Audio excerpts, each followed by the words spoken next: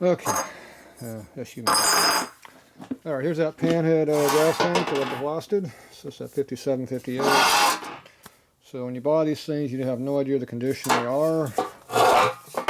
You can only go by stuff that you can see. Which in this case, someone tried to straighten the flat spot out that's supposed to be in there. So kind of destroys it for what we needed. You always want to make sure that your threads over here are good and that the taper right here is good so the gas line will seal. Make sure your mounts haven't been broken off and re-welded about 100 times. So you can see how these are original, never been dicked with. I didn't blast the inside here. Enough time spent on it. Gotta make sure your hole back here is good.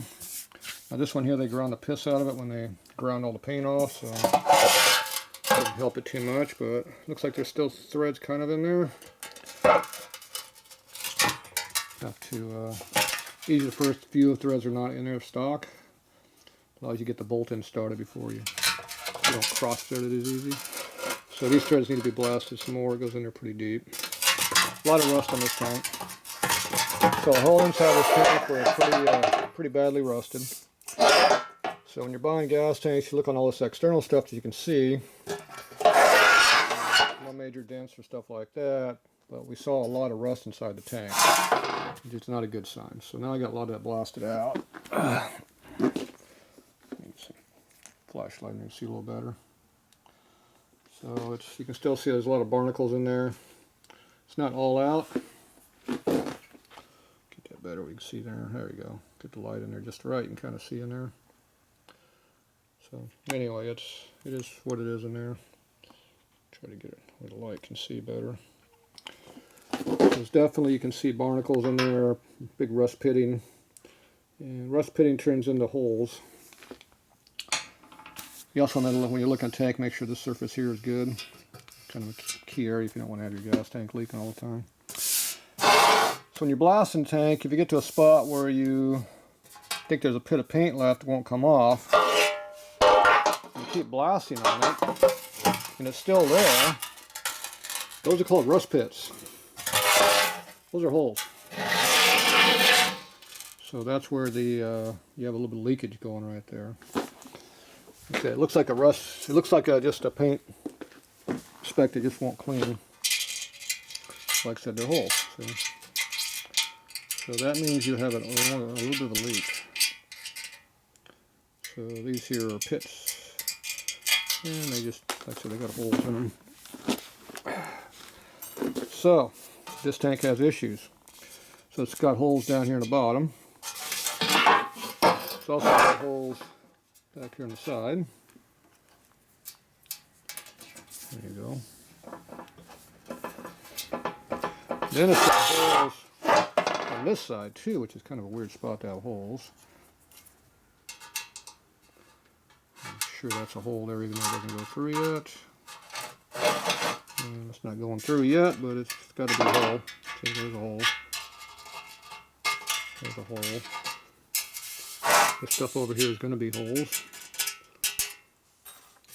So you got issues here. So now you got a junk gas tank. You can figure out how to make it seal up. It's still a pretty solid tank, but it's got a lot of holes in it.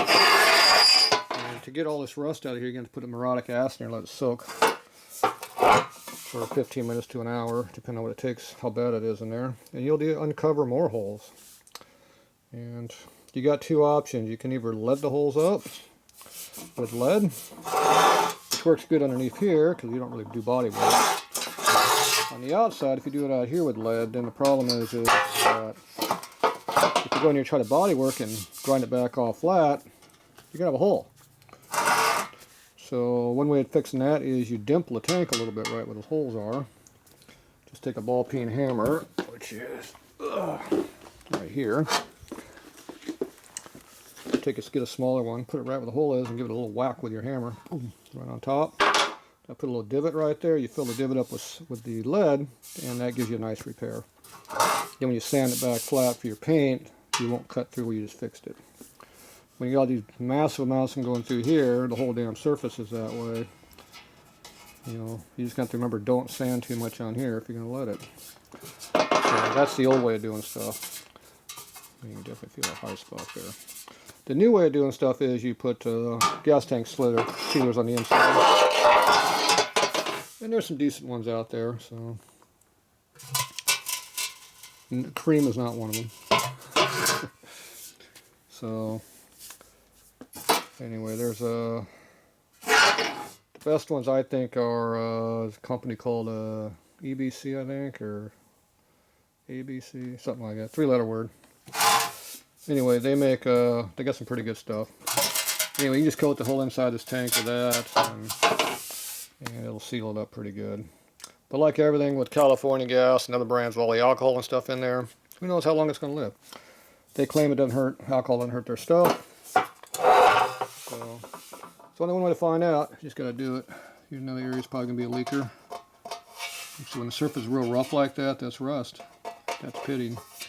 If these pits match up with the other pits, it turns into holes. So anyway, it's a usable tank.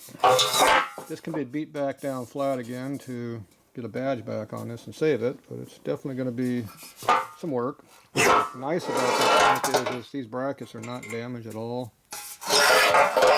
This area here has not been broken out and have 15 welds all through here, which is the kind of thing you look for. And it's a really nice looking tank. It just got rust in it.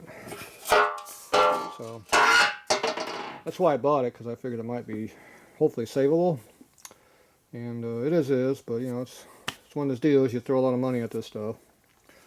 Gas tanks are, you know, $1,500 and up these days around here on eBay and stuff. So if you got to spend, you know, $300-400 repair work on something you can get for, you know, $500 to $1,000, then it kind of works out about the same when you're done.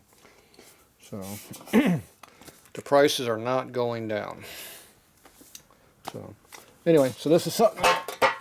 This is an extra tank for me. I need a left side hand shift side, what I need for the other side. But I got 2 foot shift sets of tanks now, but no hand shift set.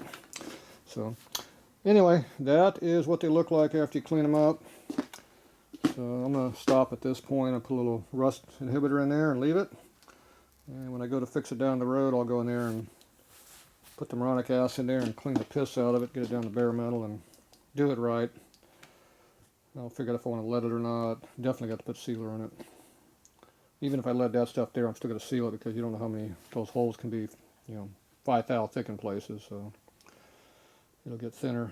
But anyway, it looks like a good solid tank. It just isn't. So there you go. All right.